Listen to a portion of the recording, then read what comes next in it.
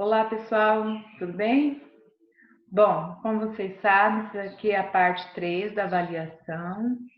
Estamos finalizando essa semana e eu vou demonstrar para vocês uma rubrica que eu fiz em cima de uma habilidade do 9º ano.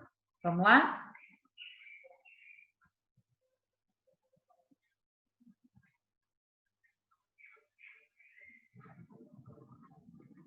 Bom, eu utilizei, como vocês podem ver, o Word. Poderia, assim como o Thiago já apresentou, no geral, ser feito no Excel, no Google Classroom ou no Word. Eu não sei utilizar ferramenta nenhuma dessa. Eu posso fazer muito bem papel e caneta. É só construir um quadro, que facilita bastante. As primeiras rubricas, elas são um pouquinho complexas para você construir. Depois que você pega o jeitinho, né, que a gente fala, brasileiro tem mania de falar do jeitinho, a gente consegue fazer com maior propriedade. Então, a situação de aprendizagem é a 2 do terceiro bimestre do 9º ano. A habilidade resolver e elaborar situações, problemas, de aplicação do teorema de Pitágoras. Essa atividade está no caderno do aluno, na página 68. Ela fala dessa forma. Vamos lá. Uma equipe foi contratada para instalar uma torre estaiada e, para isso, serão necessários cabos de sustentação. A torre tem 90 metros na vertical e os cabos serão presos a 30, 60 e 90 metros de altura. O solo é plano e perpendicular à torre e serão fixados no solo a 60 metros da torre, de acordo com o desenho abaixo. Determine quantos metros de cabos serão necessários para essa sustentação.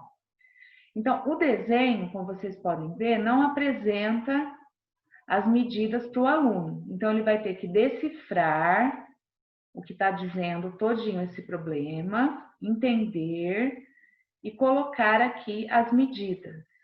Então, já é uma primeira parte da nossa que a gente pode pensar para a rubrica, tá? Para construir a rubrica. Depois disso, ele tem que saber calcular, aplicando o teorema de Pitágoras, o comprimento desse cabo, deste outro cabo aqui, e desse terceiro cabo menorzinho aqui. Só que quando ele fala, determine quantos metros de cabo serão necessários para essa sustentação, ele tem que calcular de um lado e não pode esquecer do quê? Duplicar, tá?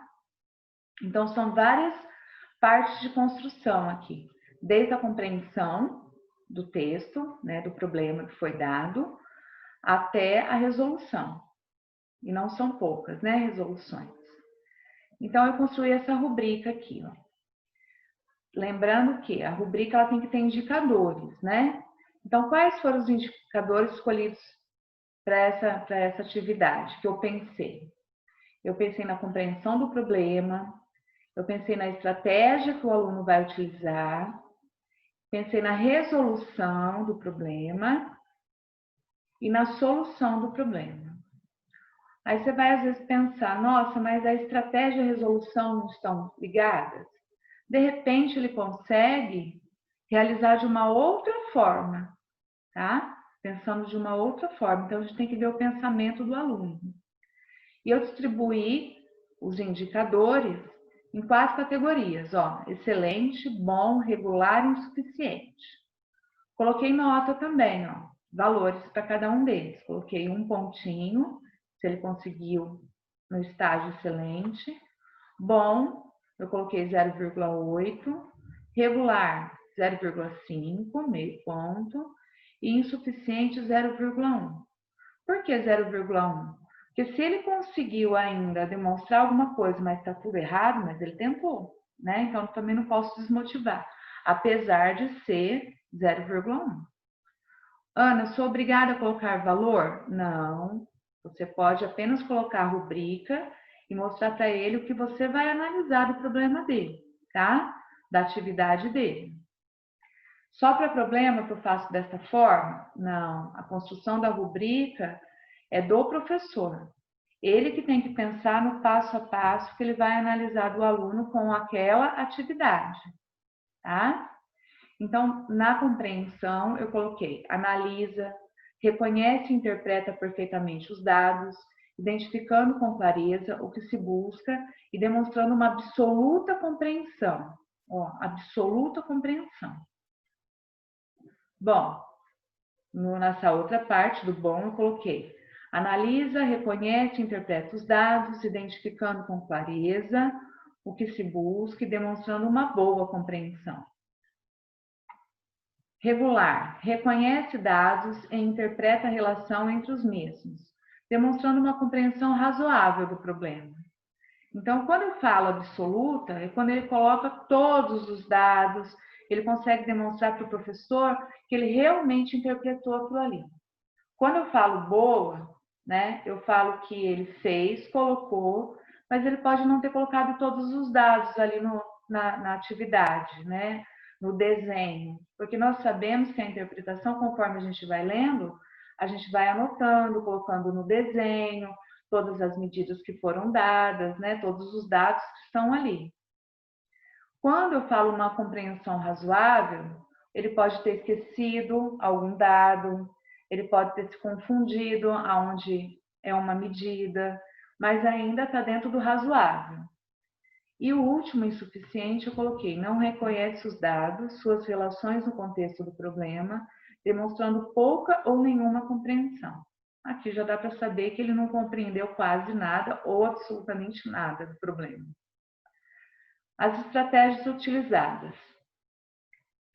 Sempre utilize estratégias efetivas e eficientes, construindo modelos matemáticos com as informações obtidas. Então, ele consegue pegar todos os dados e utilizar todos esses dados dentro da estratégia que ele vai usar para a resolução. Então, ele consegue efetivamente associar aquilo ali ao teorema de Pitágoras, ele já começa montando, pensando no teorema, ele não fica achando outros recursos, outras estratégias, ou colocando algo que não existe, que não dá para ser aplicado. No bom, utiliza estratégias efetivas e eficientes com as informações obtidas, mas algumas não possuem coerência.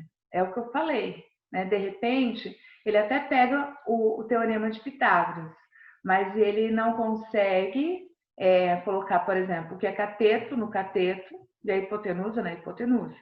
Tá? Ou ele coloca algo que nem existe dentro do problema para tentar resolver.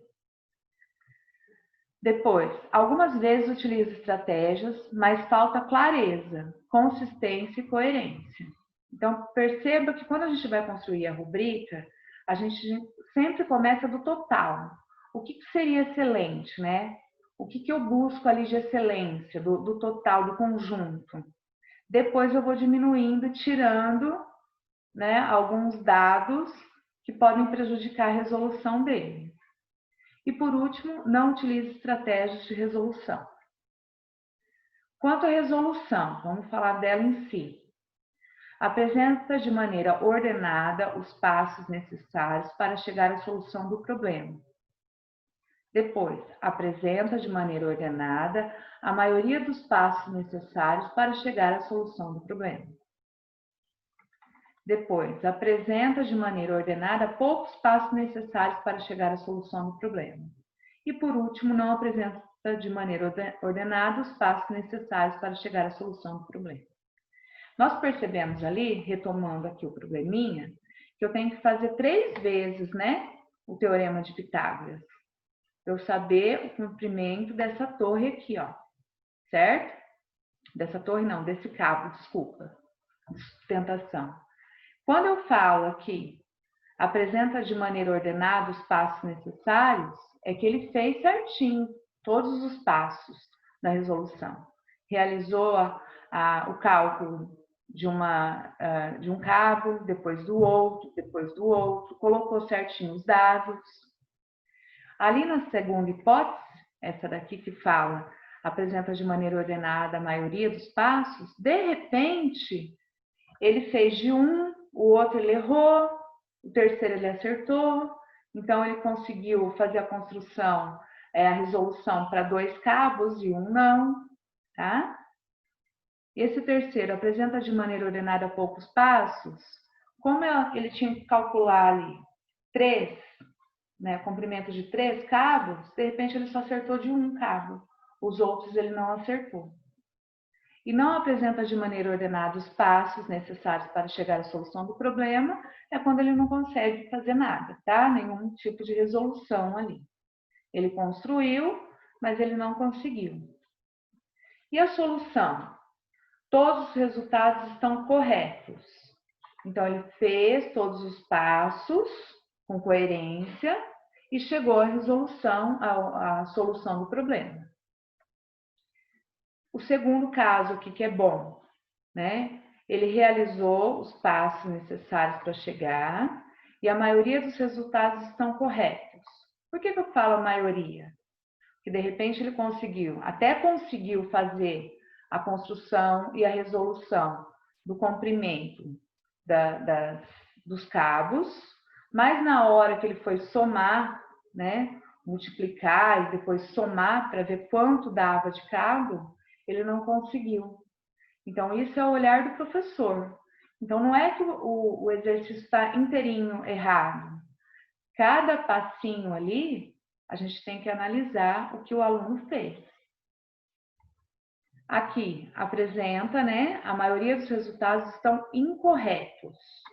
Então, foi o que eu falei. De repente, ele só conseguiu resolver o comprimento de um cabo. Os outros estão incorretos. Então, vai dar a maioria dos resultados incorretos, tá?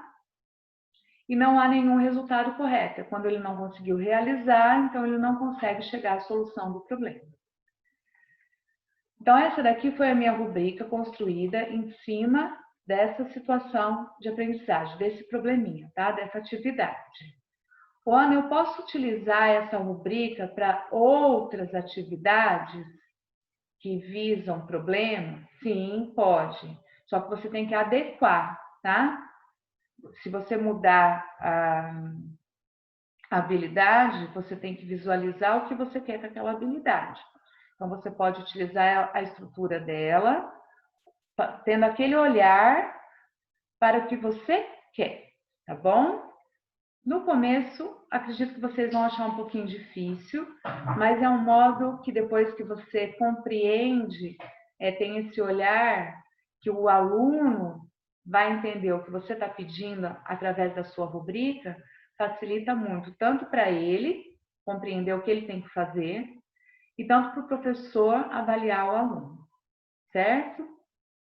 Bom, espero que vocês tenham gostado do nosso tema de avaliação, principalmente avaliação por rubrica, e que vocês utilizem aí na escola de vocês, com os alunos de vocês, tá? Beijo, eu volto numa outra hora e apresento para vocês outras rubricas. Fiquem com Deus, até!